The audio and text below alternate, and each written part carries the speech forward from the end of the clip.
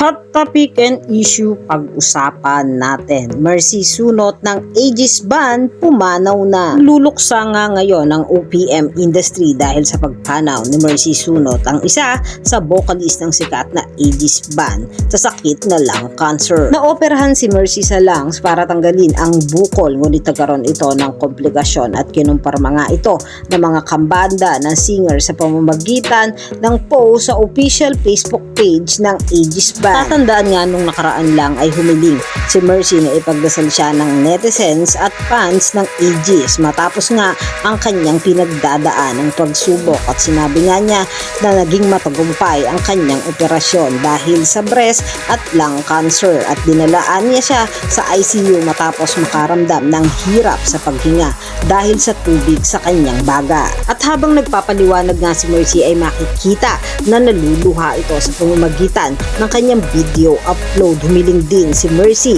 sa kanyang mga followers ng dasal sa kanyang paggaling. Pumanaw si Mercy Sunot sa edad na 48. Marami naman tagahanga ng ageist at ni Mercy ang nalungkot at nabigla sa pagpanaw nito. Yan ang mga hot topic and issue dito lamang sa Tambalang JK.